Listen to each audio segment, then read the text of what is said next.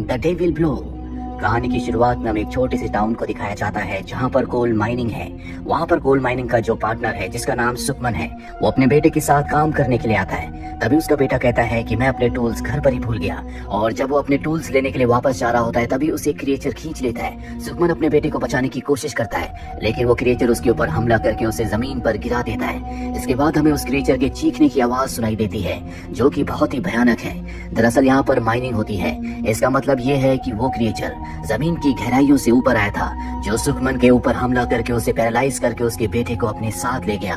कई साल बीत जाते हैं और हमें एरियन नाम की एक एडवेंचरर को दिखाया जाता है, जिसे वैज्ञानिकों की एक टीम को उसी टाउन में ले जाना है जहां पर आज से कई साल पहले वो हादसा हुआ था। वो उस हादसे के बारे में, उस माइन के बारे में रिसर्च करती है। उसे पता चलता है कि उस टाउन को मैप से हटा दिया गया है, जो देखकर वो हैरान होती है। वो पुराने न्यूज़पेपर्स के आर्टिकल्स पढ़ती है, जिससे उसे पता चलता है कि उस माइन में आग लगी थी, जिसके बाद कई सारे लोग मारे गए और कई सौ लोग गायब हो गए। उस माइन को बंद कर दिया गया, लेकिन लोगों का मानना ये है कि वहाँ पर कोई दूसरा हादसा हुआ था जिसके बारे में कभी किसी को नहीं बताया गया। और अब एरियन उस साइंटिस्ट से मिलती है जिसका नाम टेरन है, जो अपनी टीम में 3 और मेंबर्स को लेकर एरियन के साथ उस टाउन के आसपास पहुंच जाते हैं। जिसके बाद एरियन एक लोकल स्टोर में जाती है और वहाँ का जो शॉपकीपर होता है उससे पूछती है कि माइंस का रास्ता कहाँ पर है। वो कहता है कि यहाँ कभी कोई माइंस नहीं थी। एरियन समझ जाती है कि वो झूठ बोल रहा है। वो आदमी कहता है कि जिस रास्ते से तुम आई हो उसी रास्ते से वापस चली जाओ। और जब ये अपनी गाड़ी की तरफ जा रहे होते हैं तभी वो किसी को कॉल करके कहता है कि कोई प्रॉब्लम है। और अब एरिन अपने साथियों के साथ माइन की तरफ बढ़ रही होती है। वो देखती है कि कोई कार उनका पीछा कर रही है, इसीलिए जानबूझकर वो माइन की तरफ ना जाकर वापस जाने वाले रास्ते की तरफ बढ़ जाती है। कुछ ही देर बाद वो कार उनका पीछा करना बंद कर देती है और जब वो कार वापस चली जाती है, एरियन दोबारा माइंस की तरफ जाती है। जल्दी ये उस गेट तक पहुंच जाते हैं जिसके अंदर माइंस थी। इस जगह को पूरी तरह से छोड़ दिया गया है। गेट पर हाई वोल्टेज करंट होता है, जिसका मतलब ये है कि कोई नहीं चाहता कि इस गेट के अंदर कोई भी जाए। लेकिन एरियन एक पेड़ के सहारे अपने सभी साथियों को अंदर ले जाती है। रात होने पर ये एक जगह बैठ जाते हैं जहाँ पर टेरियन कहता है कि पहले यहाँ पर एक टाउन था जो अचानक से गायब हो गया। जरूर यहाँ पर कोई बड़ा हादसा हुआ होगा। लेकिन उसके साथ जो दूसरा साइंटिस्ट होता है वो कहता है मुझे लगता है कि यहाँ पर कभी कोई टाउन नहीं था। अमेरिकी सरकार यहाँ पर कोई रिसर्च कर रही थी, जिस दौरान एक बड़ा हादसा हुआ, जिस हादसे की वजह से कई लोग मारे गए। अमेरिकी सरकार ने झूठी खबर फैला दी कि यहाँ पर आग लगी थी, लेकिन सच्चाई कुछ और ही है और हमें उस सच्चाई का पता लगाना होगा। वही टाउन के लोग, जिनमें एक सुखमन भी है। सुखमन वही है जिसके ऊपर कई साल पहले उस क्रिएचर ने हमला किया था और उसके बेटे को अपने साथ जमीन की गहराइयों में ले गया था। और अब जब ये माइंस के आसपास होते हैं तो ये देखते हैं कि ग्रिल्स वहाँ पर अंदर की तरफ मुड़ी हुई हैं, जिससे समझ जाते हैं कि वो साइंटिस्ट इसके अंदर गए हैं। और जब ये आसपास देख रहे होते हैं तभी वो क्रिएचर इनके एक साथी को खींचकर अपने साथ ले जाता है। लेकिन रात का अंधेरा होने की वजह से ये अंदर नहीं जाते। ये किसी भी कीमत पर उन 5 को वहाँ से निकालना चाहते हैं। अब अगली सुबह हमें एरियन, टेरन और उसके तीनों साथियों को दिखाया जाता है जो लगातार आगे बढ़ते चले जाते हैं। तभी ये देखते हैं कि एक जगह जमीन के नीचे से धुआं निकल रहा है। ये उसके सैंपल लेने की कोशिश करते हैं, लेकिन तभी वो कार जो एक दिन पहले इनका पीछा कर रही थी इन्हें वहाँ आसपास नजर आती है। ये सब के सब छुप जाते हैं और जब कार चली जाती है तो ये वहाँ से आगे बढ़ते हैं। जिसके बाद ये एक जगह पहुँच जाते हैं जहाँ पर कुछ घर होते हैं जो पूरी तरह से अबेंडन्ड है। लेकिन एक घर वहाँ पर ऐसा होता है जिसकी हालत पूरी तरह से अच्छी होती है, जिसे देखकर ऐसा लगता है कि आज भी कोई यहाँ पर रहता है। ये सब के सब उस घर के अंदर जाते हैं जहाँ पर गैसेस के कुछ सैंपल्स होते हैं। और जब ये पीछे के रास्ते से बाहर निकलते हैं तो इन्हें माइंस मिल जाती है, जिन्हें देखकर ये बहुत खुश होते हैं। ये देखते हैं कि माइन के अंदर जाने का जो रास्ता है उसे पूरी तरह से ग्रिल्स के साथ कवर किया गया है, जिनमें करंट है। ये करंट को डिसेबल करते हैं और उस माइन को खोल देते हैं, जिसके अंदर रस्सी से ये अपना कैमरा और माइक्रोफोन भेजते हैं। इन्हें स्क्रीन पर कुछ नहीं दिखता, लेकिन इन्हें ये पता चल जाता है कि अंदर बहुत ही कीमती धातु है। और अब जब ये माइक्रोफोन से अंदर की आवाजों को सुन रहे होते हैं तभी अंदर से बहुत तेज आवाज आती है, जिससे सुनने वाले के कानों में दर्द होना शुरू हो जाता है। और जब ये उस आवाज की रेंज को चेक करते हैं तो बहुत ज्यादा तेज होती है। अब इनमें से एक साइंटिस्ट का पैर रस्सी के ऊपर होता है, जिससे इन्होंने माइक्रोफोन को नीचे भेजा था। तभी नीचे से कोई रस्सी खींचता है, जिसके साथ एक साइंटिस्ट भी नीचे चला जाता है और अब वो नीचे जा चुका है। ये ऊपर से देखने की कोशिश करते हैं, लेकिन नीचे बहुत ज्यादा अंधेरा होता है, इसीलिए इन्हें नीचे कुछ नहीं दिखता, ना ही कोई आवाज आती है। इसीलिए एरियन, जो इनकी गाइड है, वो एक साइंटिस्ट के साथ नीचे चली जाती है। नीचे जाने के बाद वो देखती है कि चारों तरफ गैसेस है, साथ ही क्रीचर की आवाज आ रही है। वो समझ जाती है कि ये जगह बहुत खतरनाक है।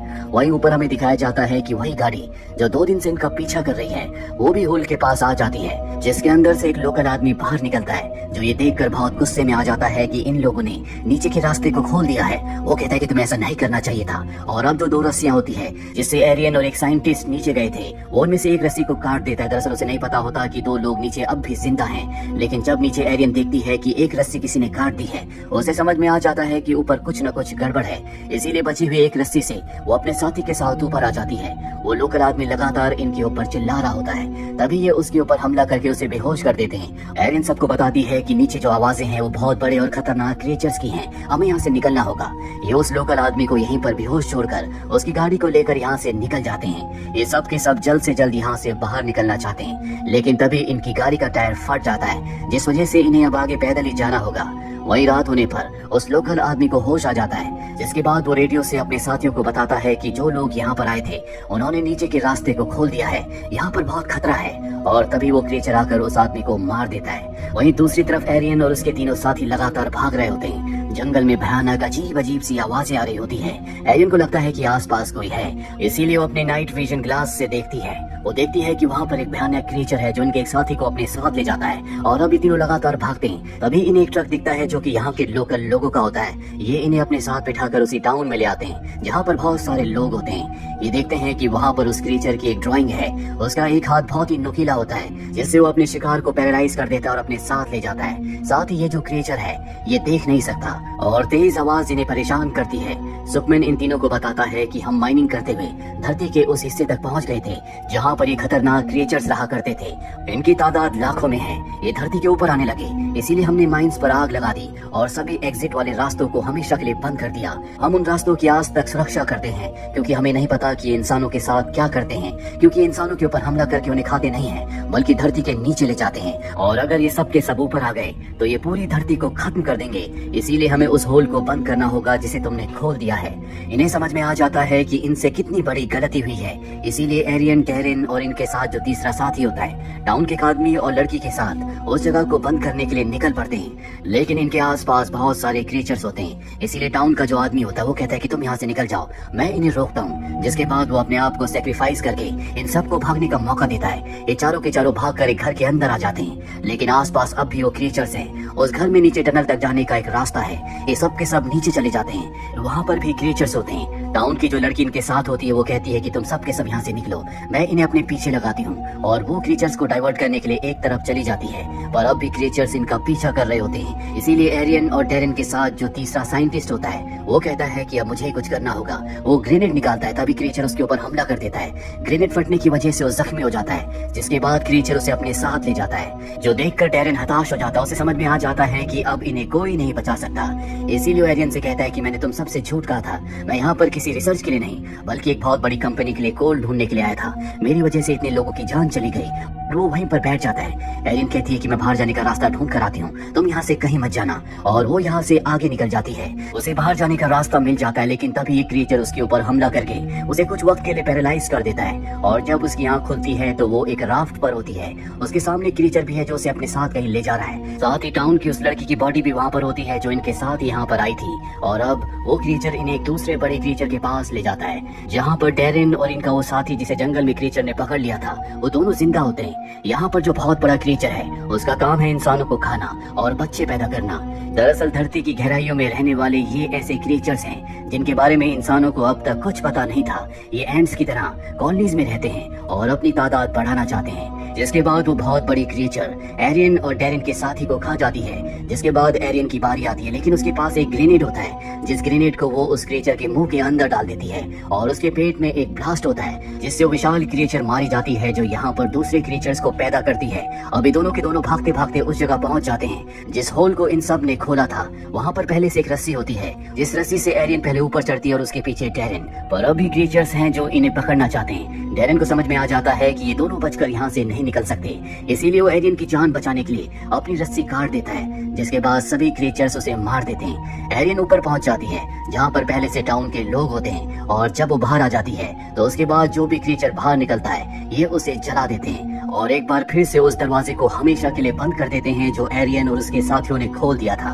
यानी कि अब खतरा टल चुका है। सुकमैन एरियन से कहता है कि तुम्हारे पास दो रास्ते हैं, या तो तुम यहाँ से जाकर जो कुछ तुमने यहाँ पर देखा उसके बारे में दुनिया को बता सकती हो, या दूसरा रास्ता ये है कि तुम यहीं हमारे साथ इस टाउन में रहो और इन क्रिएचर से पूरी दुनिया की रक्षा करो। हम हमेशा इन गेट्स की रखवाली करते हैं।